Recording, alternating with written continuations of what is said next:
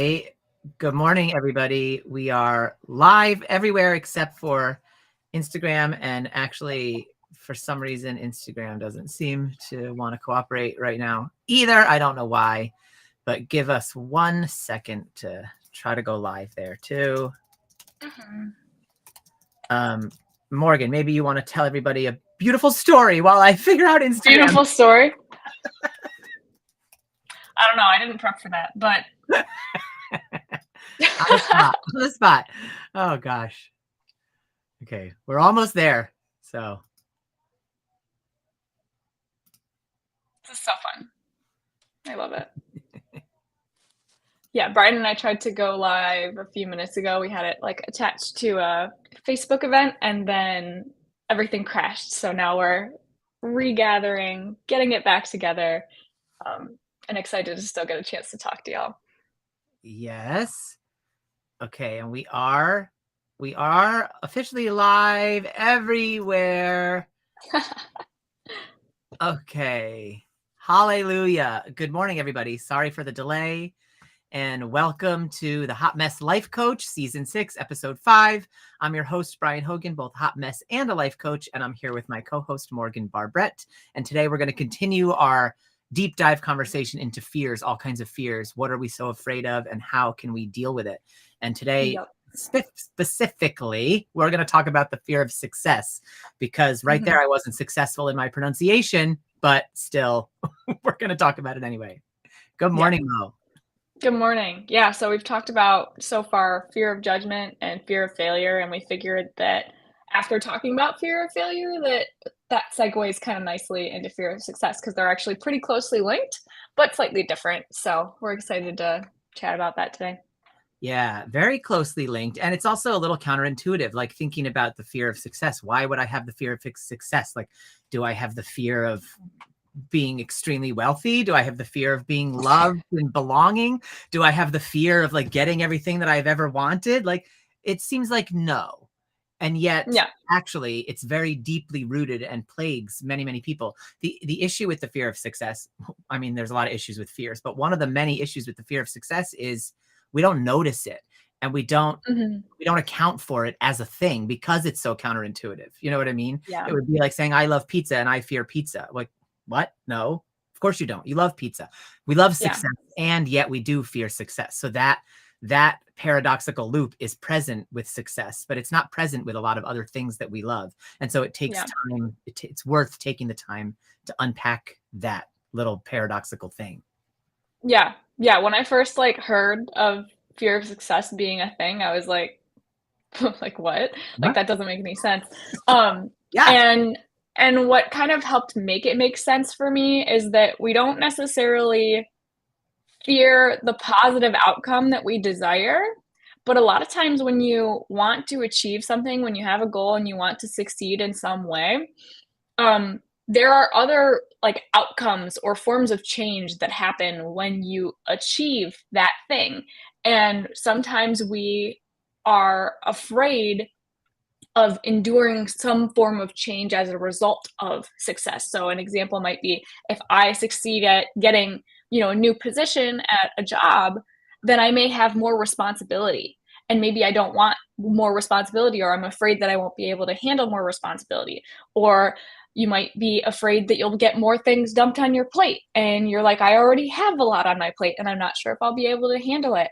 Other ways fear of success could come in is like, if you succeed at something, you might be put in a position where you're more in the public eye, where there's more people who can judge and criticize you, and you don't want to be judged and criticized. Or maybe you're just uncomfortable with attention, and success could mean you get more attention that you're not looking for. And so it's like, because when we succeed at things, our lives change, there are shifts that happen. We may feel discomfort around the uncertainty of what else will change in my life, and do I feel prepared for it? Do I feel comfortable with it? Yeah, exactly. I love that you've highlighted the change element, because as I was looking into it this week too, it kind of struck me that really underneath the fear of success, it's an uncomfortability with change in general. Yeah. That's driving that whole thing, because it's not that I fear the successful thing that I want to achieve, I fear all of the ripple effects that come around it, like you were just describing. Mm-hmm. And those ripple effects can be very real. Like when people win the lottery, there have been studies done about this, like that they end up, people in their lives change, like relationships change. There are now laws in place in some states where you don't have to, the name of the lottery winner is no longer has to be announced publicly, because there's been Yeah. so much backlash in the lives of people who win the lottery that they now actually, they're almost like a protected class, right? Because like everyone in their life is it's gonna change so much about them. Not as a foregone conclusion, but it's a possibility, right? That potential is there. And in the research, they call it backlash avoidance, is what the Okay. research call this phenomenon of like you it manifests as a fear of success, and it's self-sabotage and procrastination, all the same issues that come up around fear of failure, the same like symptomology, it's there around fear of success. It's the same things. You end up holding yourself back. That's the manifestation of it, right? But it's Yeah. for a whole different reason, right? With fear of Sure. failure, you're holding yourself back because I literally don't believe in myself. And with fear of success, you're holding yourself back because you're kind of like, I literally don't believe that anyone will be happy for me. If there's like it goes from being about me and my worth about it, that's fear of failure, to how is the world gonna react to this? That's fear of Mhm. success. It's very That extremely focused. and Yeah, go ahead. how is it gonna affect my life? Yeah, exactly. How is it gonna, because how is it gonna affect, yeah, anything external? You're so right. It's not just other people's opinions that weighs heavily, but it's any Mhm. other sort of external factors that could change. Yeah. There was a 2001 study that they interviewed athletes and performing artists about their fears of success and about what they go through when they become more and more successful. And there were three main sort of striking things that were sort of reported across the board, having to do with feeling guilt, anxiety, and excessive pressure as they would go further towards success. And the guilt would be over asserting themselves in competition. And the anxiety would be about surpassing a record or a performance or an award established by another performer. And then the pressure was over having to repeatedly equal or surpass your own best performance. So if we achieve a level of success, then we fear the expectations around that for the next level of success. Like, oh, Yeah. I'm going to have to hold myself to a higher bar. Is the world going to hold me to a higher bar? And so then we end up with this sort of the phenomenon of like hiding your light under a bushel, right? Is Mhm. related to this also. Like we don't want to rock the boat of other people's status quo by shining brightly. Yeah. Yeah. And the image that kinda comes to mind as you're describing this is, like, usually the reason that we pursue goals and pursue whatever form of success that we desire, it's because we believe it's going to bring us some amount of freedom, bring us some amount of flexibility or pleasure or happiness in our life. And sometimes, like, when you succeed at things, there may be aspects that could change about your life that feel less free. And so then there's like, depending on how well we can cope with the change, there it's not uncommon for there to be a worry that even though I want to succeed because I think it's going to make me more free, I also worry that I'll feel less free if this Yeah. happens because of the way that my life will change. And so that's where we get into this like place of avoidance, procrastination, self-sabotage, is because there's a part of you that believes that what you are aiming to gain from being successful, it actually isn't going to like play out in the way that we hope.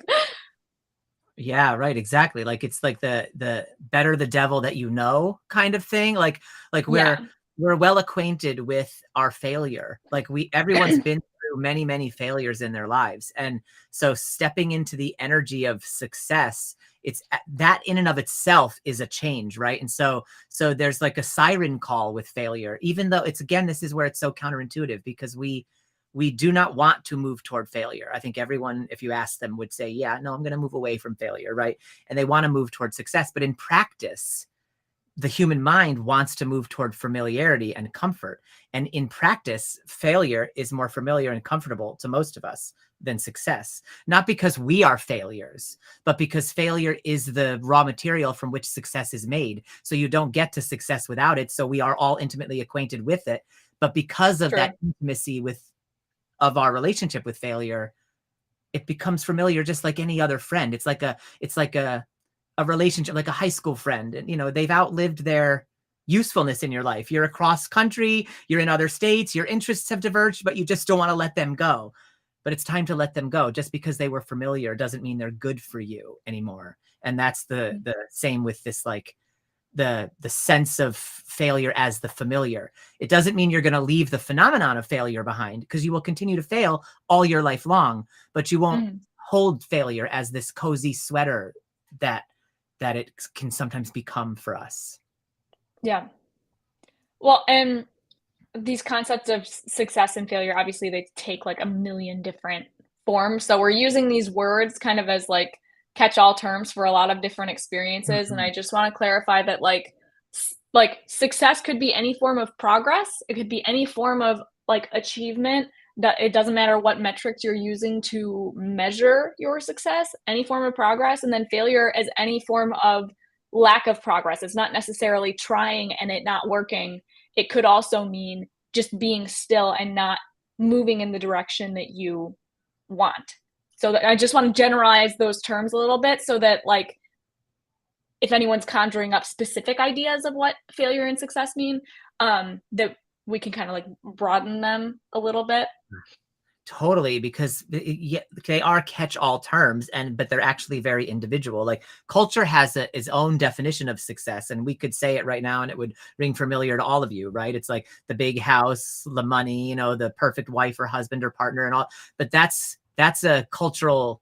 It's an illusion. It doesn't have anything to do with reality. Reality is like, what will settle you, what will bring you that serenity, that peace, that feeling of achievement, whatever, that excitement, that ecstasy. That it's success is individual in that way. And Yeah.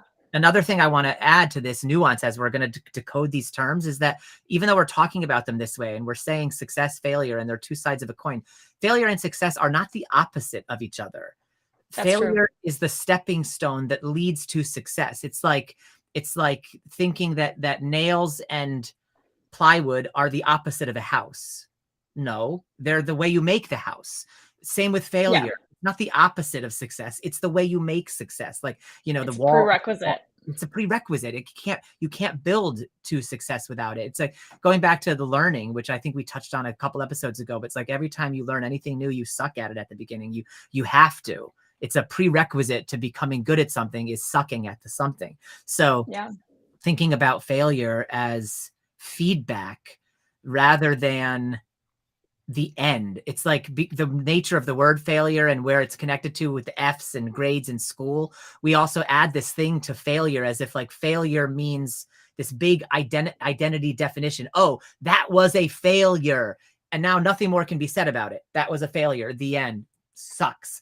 But that's not actually really true about the nature of failure. Like if that's Mhm. how you see failure, then you're actually not using failure to its fullest advantage, because failure is not an end of anything. It's a middle of the road. It's a process. It's a progress point along your journey. So like Yeah. you'll have many, many, many, many, many failures until you have success. And like when we're doing it in our personal goals, it's very hard to divorce it from our emotions. So an analogy would be something like, when you're in an engineering thing and you're like trying to make a plane fly just the right way. Like you have to tweak the wing, and then you have to tweak the wing, and then you have to tweak the fuselage, you just keep tweaking and tweaking. And every time it doesn't work along that process of tweaking, that's a failure. Oh, that failed, that failed, that failed. But the engineers don't give up because they don't go, oh, I'm a failure at being an engineer. Like that, they just, oh, this particular experiment was a failure. Failure meaning the feedback is this isn't going to work. That's all that Yeah. failure means. Failure is just feedback that says this approach isn't going to work. That's all that it means. It doesn't mean you're bad. It doesn't mean you're wrong. It doesn't mean you're incompetent. It doesn't mean you Mhm. can't, shouldn't, won't, mustn't, any of that. It just means Yeah. learning. If you can grab a hold of the seed within failure, the piece of feedback, if you can get a hold of the feedback and not take it personally, failure is actually your ally, because Yeah. again, building your success. And I just want to point out that part of the reason that we perceive failure the way that we do, the way that most of us do, because most people, when we try something and it goes wrong and it doesn't work, we think to ourselves like, I suck, like I failed.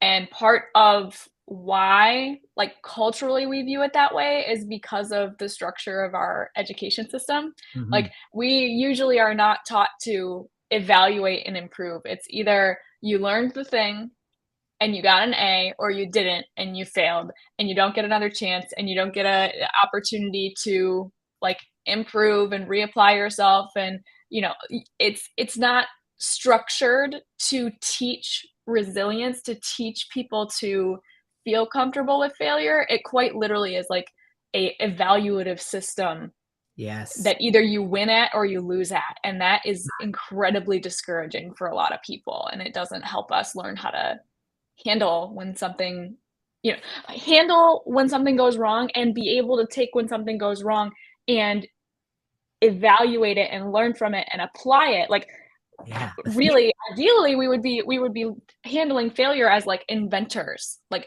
people who Yes. try things and evaluate and learn how to make it work. But we're not taught to, like, build our lives in that way. We're taught to, like, evaluate ourselves in a non-productive way. Just, am I good or am I bad? And then I accept it as a fact, which Yeah. doesn't help me. Yeah, and the schooling thing, not only is it doing this evaluative, judgmental, harsh way of like, did you get it right or did you get it wrong? And then there's no room to learn, but it's also Yeah. teaching us that you have to get the one correct answer. Like, Mhm. and that's not true to life either. In most industries and in most situations, Yeah. it's mad scientist inventing, experimenting energy that makes the world go round. That's how most things happen. Like, honest scientists, if you interview them, they will always say that their biggest inventions came in spite of themselves during a happy accident or while they were in the shower or because something Yeah. petri dish. Like, it's on and on and on. It's endlessly that. It's like it's never. It's from the place of experimentation. It's from that place of levity, not the place Yeah. of seriousness. And school breeds that seriousness and that search for one right answer, which is not the way to find success. Success doesn't have to do with the right answer at all. Success it's not a question of the right answer. It's a question of what successfully works in this moment. And if Yeah. that doesn't work in the next moment, then was it not the right answer? No, it was still the right answer for now because it worked now. Yeah. It Yeah. reminds me of Mike, the, sorry, you go. I was just gonna read this last comment. Mike said, "If you see life as a test, it can be dangerous. Better to see life as an experiment." So I just thought that supported what you were saying, so I wanted to read it to you. Ah, exactly, exactly. Better to see life as an experiment or a dance even, or a celebration. Like, Mhm. there's so many ways to see it Yeah. other than as a test. A test is a perfect word too, because it brings to mind what I was going to say a second ago, which is, I don't know if you remember the Martha Beck. She told us this story about a professor that would tell his class, like, he wrote the number 13 on the board and then he said, "What's half of 13?" Do you remember this? And No, somebody, I don't. oh, it's awesome. And somebody was like, 6.5. And the professor's like, "Correct. What else is half of 13?" And they're all just like, well, yeah, exactly. What you did, right? And then he goes, "Come on, what else is half of 13?" And someone tented 6.5. And he goes, "Yes, correct. What else is half of 13?" Again, Oh, that facial expression. Yeah, you're doing it perfect. yeah. You're every student in a row. Like, it's perfect. Yeah, what else? What else? And they're like, one of them was like, "Just the one?" And he's like, "Correct. What else is half of 13?" And then so someone else, "Oh, just the 3." And he's like, "Correct. What else is half of 13?" Then they're like, Oh, "Now what?" You know what I mean? And so finally somebody gets up off their chair and they go up to the board and they erase the bottom half of like the 3 and the 1. And he goes, "Correct. Correct. What else is half of 13?" And he just kept doing it and the point that he was driving home, which finally everybody understood, was there is no one way to skin a cat. There is not one correct answer. There is only creativity and there is only exploration. And that is what sets you free. mm. Ooh.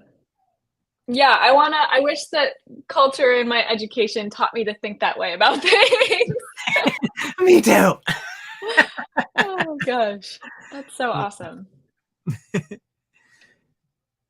So this is to say, for people who are out there struggling, and I struggle with this too, like, what it can look like if you're feeling the fear of success is it can look like self-sabotage, or it can look like holding yourself back, but you're not sure why.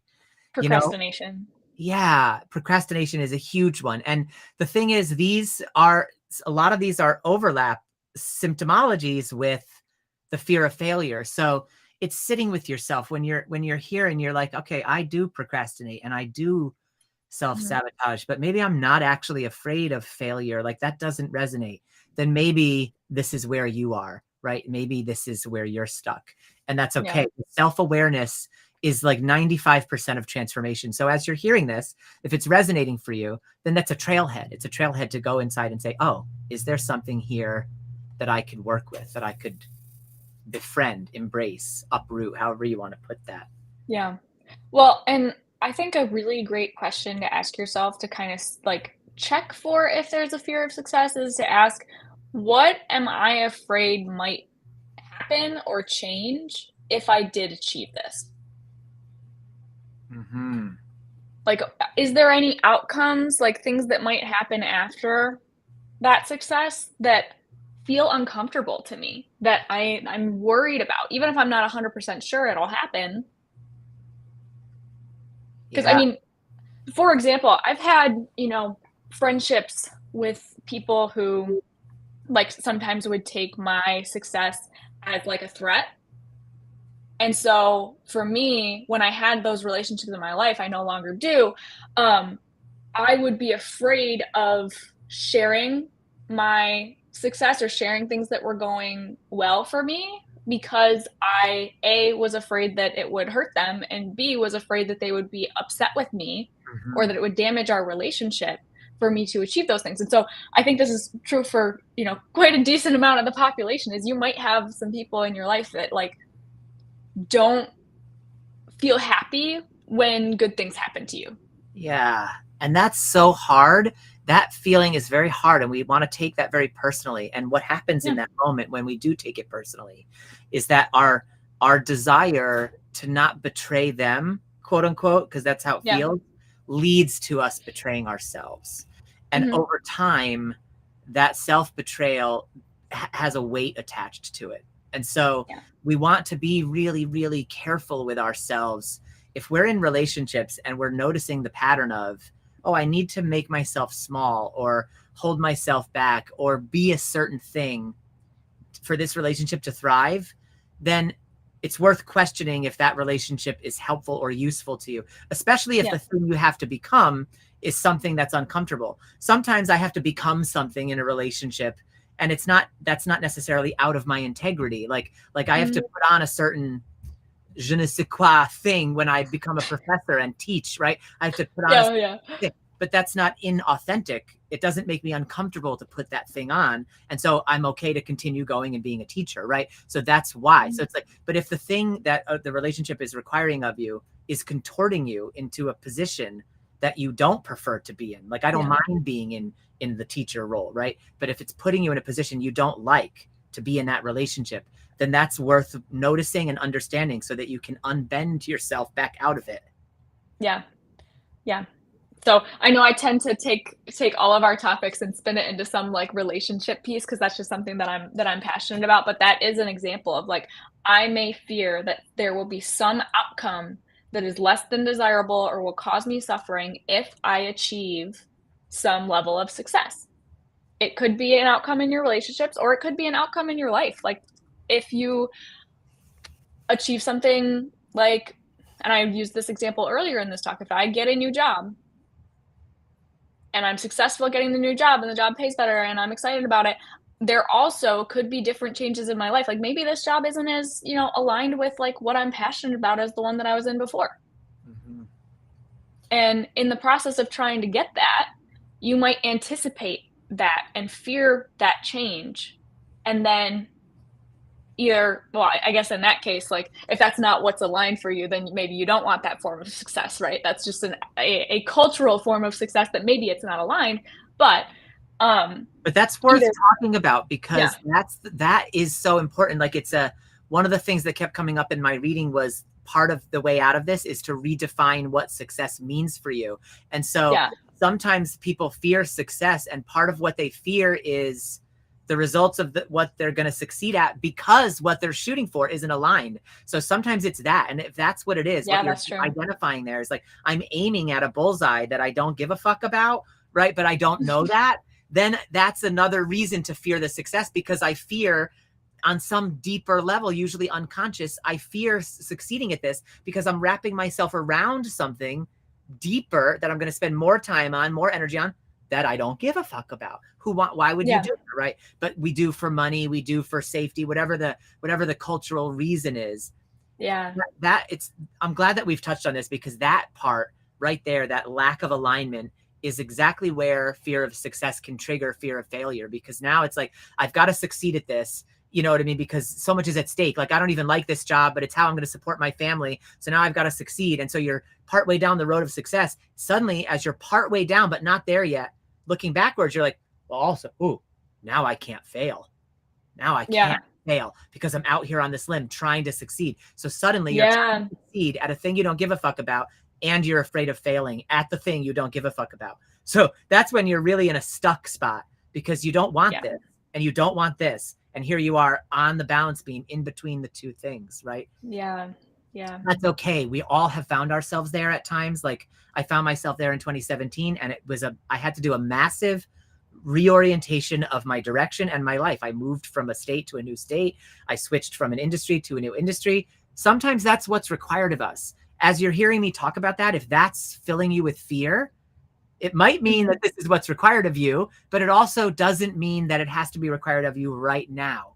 It also doesn't mean that it has to be required of you in the way that I just described, right? Like, if you're feeling this thing where you're stuck between pursuing a thing you don't want, but not knowing how to turn back because that thing you don't want either, then that's okay. We've all been there. It's about getting still, getting focused, letting your self-awareness be your friend, so that you can realign and then redefine success as something that will excite your heart. And then you can push to the other side of that balance beam, because the thing that's on the other side of that balance beam is something you do give a fuck about suddenly. Yeah. There's I'm working on like a goal setting guide for some of my clients, and there's a specific type of like goal setting that kind of helps prevent that outcome of like striving for something that you don't actually want. Oh And yeah, I just call it balanced goal setting, but essentially what it is instead of picking like a very specific thing, like I want to pass this exam, I want to get this job, I want to lose this amount of weight, you integrate whatever specific goal you have with like more general value aligned goals. So like, what generally do I want in my life? I want to feel happier. I want to feel more connected to the people that I care about. I want to, be a giving person, or I want to take care of my health. And you kind of like start with the more general things. And then you look at the more general value aligned things and you say, what would be a specific goal or outcome that would support these? And so rather than just like looking at what sounds like a successful thing to do and then setting a goal for that, you start with what actually, like, do I know for a fact I want in my life? What is important to me? And then you pick something specific that brings those general things together. Then and only then do you kind of figure out, what are the steps that I want to take? What's my timeline? All of those kind of classic SMART goal type things. So that's beautiful, because what you're describing there is letting your goals be in service to your values, as opposed to trying to patchwork values in around goals, because then you end up with goals that are from culture and they're not from your deep intrinsic core.